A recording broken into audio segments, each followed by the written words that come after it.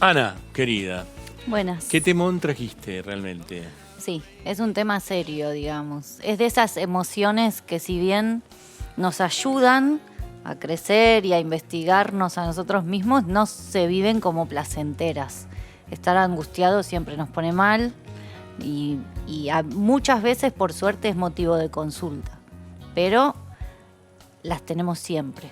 Siempre. Siempre hay angustia. Todos tenemos angustia, desde que empezamos a crecer tenemos angustia, convivimos con ciertos niveles de angustia. Viste que esa angustia por ahí te trae llanto, llorás, te calmas un poco, pero seguís con angustia. ¿Cómo la podés describir, la angustia? Para mí es importante entender que la angustia es un sentimiento que incluye, digamos que en su acontecer psíquico tiene movimientos, incluye momentos de crisis de angustia y momentos donde se puede llevar bien, como un ratito de angustia, un recuerdo que me provocó angustia. Digamos, tiene fluctuaciones. Entonces no es la angustia como el cuco, sino la cantidad de angustia que tenemos lo que va a hacer que nos sintamos como muchísimo peor o que la podamos sobrellevar. ¿Hay personalidades que son más angustiosas, para decirlo de una manera? La angustia es para el aparato psíquico como la fiebre para ustedes, ¿viste? Es como decir, tengo angustia. Bueno, empecemos a buscar de dónde viene. Es algo que nos da, decía Freud, y bueno, también después los psicoanalistas, es nuestra brújula. No es en sí misma algo que, digamos, nombre una patología. La encontramos en muchas patologías como la depresión, como en momentos de duelo, como en momentos de crisis, grandes crisis económicas, como en la pandemia, digamos, es el síntoma que encontramos en muchos eventos y en muchas personas a lo largo de la vida. Pero es como la fiebre. Está buenísimo lo que decís. Tenés fiebre, busquemos de dónde viene.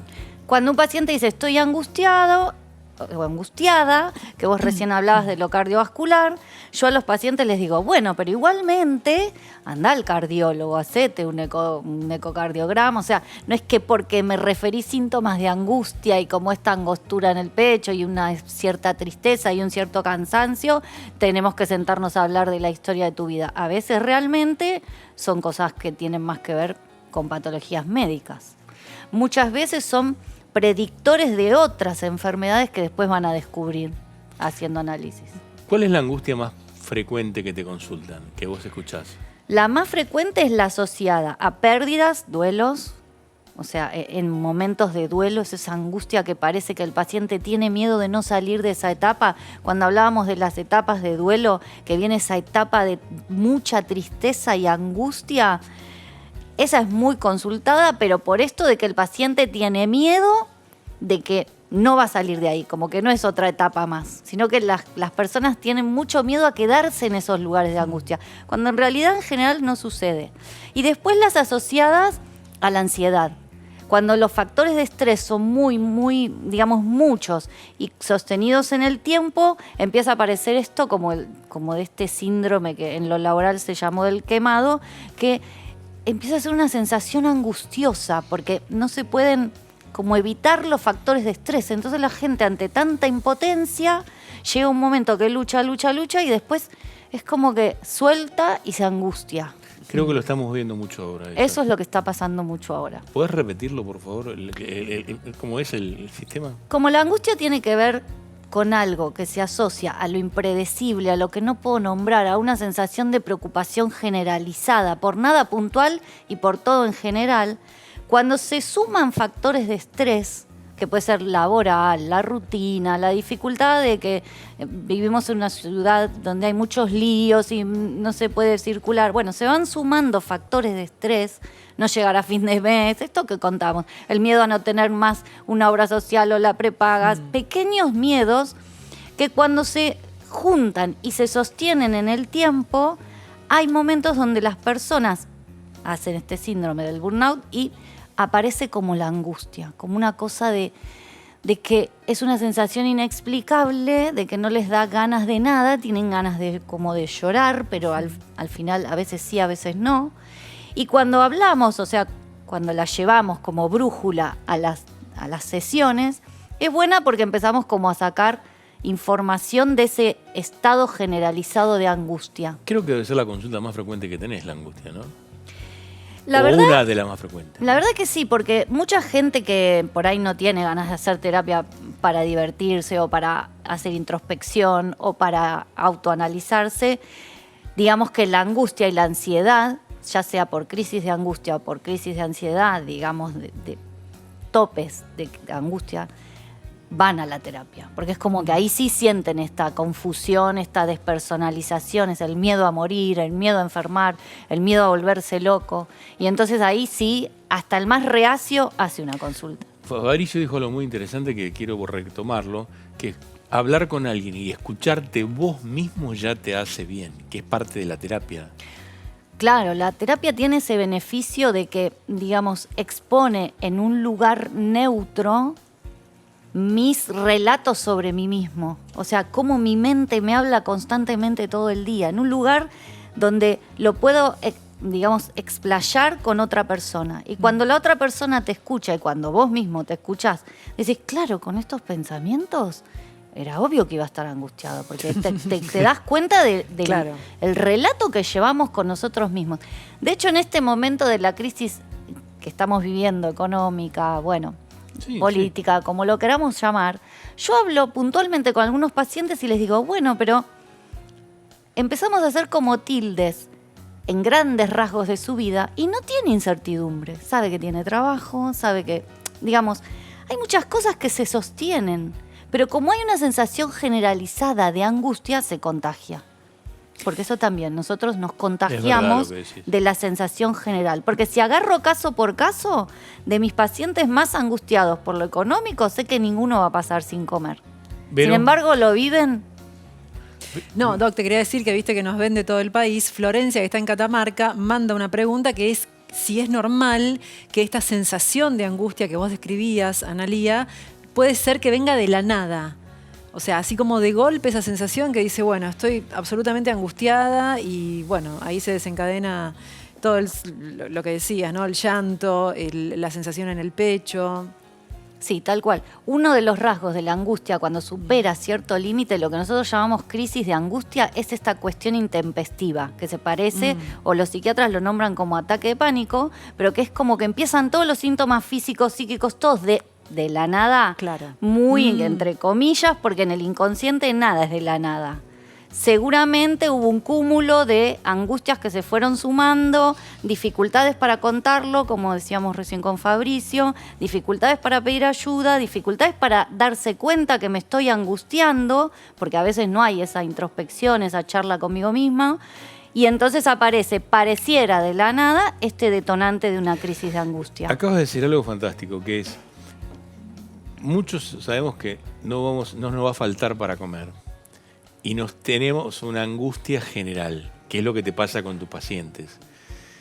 Tal vez al que sabe que le va a faltar también está angustiado, pero busca manera de pelear. No sé cómo lo ves vos. Yo creo que nosotros nos creemos mucho los relatos de nuestra mente. Y las terapias tienen mucho que ver con trabajar esos relatos. Como nosotros nos contemos las historias, es como nuestro Pero a cuerpo vos te lo va la a pensar. cuentan las 24 horas por los medios de comunicación. Claro, ¿Te pero cuentan? ¿Te viste cuentan? como entre las cosas que estamos tratando de aprender en este momento de la humanidad, es como decían recién con las ofertas de todo lo que tenemos para jugar, es de ser un poco más autoconscientes. Tenemos que darnos cuenta de lo que nos pasa y elegir mejor lo que vamos a consumir. Y a nivel de esto que nos angustia, poder relatarnos mejor lo que nos sucede realmente en nuestra vida y pedir ayuda. Es la última palabra que pedir ayuda. Sí, pero vuelvo a decir, por ahí vos estás, pero el contexto general te hace angustiar. Ok. Yo creo que pasa mucho hoy. No sé si lo ves eso. Más allá del relato que uno tiene mismo. Yo creo que el contexto general, todo lo que viven acá, todos los problemas que tenés, que tenés paro, que tenés sindicato, todo ese contexto te hace generar angustia. Sí, pero nosotros tenemos que entender que si nos enfermamos todos, Sí, te entiendo lo que o sea, querés decir. y si todos nos deprimimos o digamos, empezamos a sufrir en exceso, no vamos a arreglarle la situación a nuestros compañeros.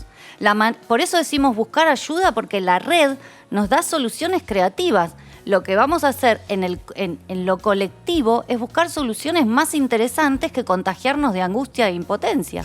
Qué bueno es tener un par de orejas para que te escuchen, ¿no?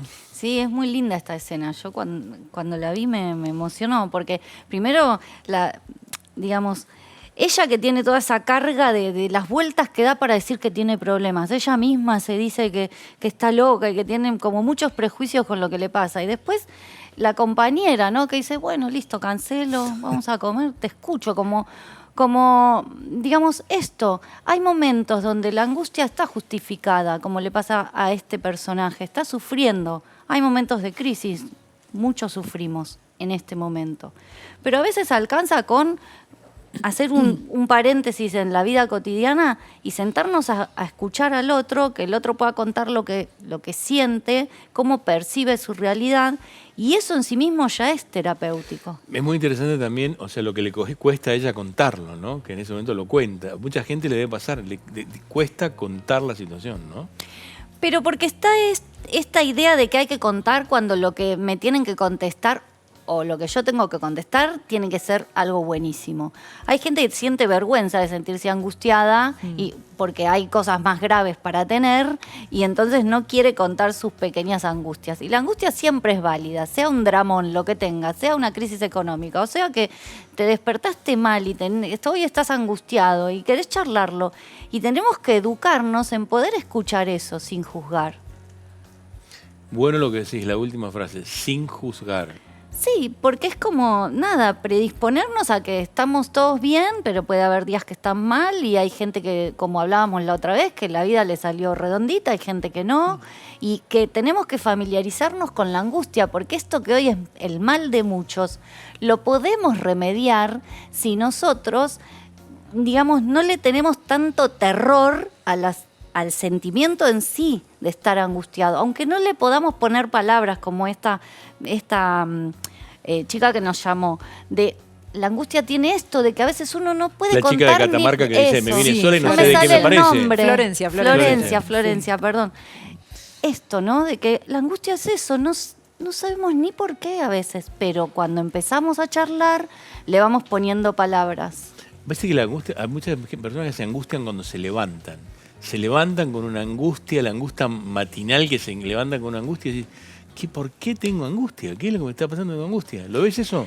Muchas veces es porque a la mañana, claro, viene esto de que se presenta el día y cuando no sentimos la energía necesaria para encararlo, porque la angustia siempre tiene que ver con que no nos sentimos a la altura de los acontecimientos que están por venir y que además fantaseamos que son tremendos. Sí, Nunca fantaseamos que va a ser un día tranquilo, que llego bien a la noche, no. Siempre fantaseamos que va a haber que hacer algo, no sé, heroico y no nos sentimos a la altura del acontecimiento. Y lo hablamos acá también, muchas veces te angustias por episodios de tu vida que te atormentan y se te vuelve, no me acuerdo cómo le llamabas a ese intrusismo, que se vuelve nuevamente a presentarte en tu cabeza. Como pensamientos intrusivos. Claro, que lo la tenés. angustia mezcla todo en una crisis. Se va al pasado, se va al presente, se va a lo inespecífico. Siempre tiene que ver con que la persona se siente muy confundida, muy triste, desganada y que en general no puede explicar específicamente, como que te diga, uy, estoy muy triste porque se murió mi gatita ayer, punto. Es una explicación, vengo angustiado o angustiada y no sé bien por qué. Y entonces hay que sentarnos, ir hilando, porque es como tejer un canastito, no es tan fácil. Es fantástico lo que le dice, me saqué una pata de elefante de encima, ¿no? Fíjate, si vos estás en casa y estás con una crisis de angustia, solamente expresarlo, una crisis, estás angustiada, expresarlo, te sacás esa pata de elefante de Alivia encima. un montón. Es realmente, ¿no? El alivio es muy grande cuando las personas pueden conectar con la angustia y compartirlo. Contárselo a una amiga o una vecina, a alguien que nos sintamos con libertad para decir, uy, estoy malísimamente mal, no sé ni por qué, pero tengo una angustia. Y ahí se empieza a hacer una charla y con eso es suficiente en general. ¿Cuándo hay que consultar? Cuando esa sensación de la pata de elefante no se te va y se te va complicando cada vez con más y más desgano a lo largo de varias semanas. Ese es el momento para contárselo, en principio a tu médico, en principio al médico de cabecera, y después se ve. Sí, los médicos, en general, también no tenemos que primero no te automediques, que eso es muy importante, porque es muy fácil el acceso a la medicación hoy por hoy. Segundo, te escuche. Y después tener alguien receptivo del otro lado que te quiere escuchar. ¿Vamos al botiquín? Bueno, y si no lo tenés receptivo, alguien no tan receptivo. Porque Se lo contás igual. Claro. A ver, ¿por qué? Vas a Quien la iglesia sea. y te confesás. Claro. Eso era lo que hacían antes los sacerdotes y hacía Exacto. muy bien. Porque, bueno, si no es alguien receptivo, se Claro. lo contás igual. Y vas a una capilla y le decís, señor sacerdote, necesito confesarme, y me siento y hablo. Mira, bueno, Es gratis. es gratis. Sí. Ay, Analía Carril divina. Es así. Es así. Es verdad, no, es verdad. Yo no la tengo esa opción en Hay mi que cabeza. hablar. No, claro, es una opción. Está bien. Históricamente han cumplido esa Claro. función de escuchar los relatos de la angustia. Las religiones tienen mucho que ver con esto.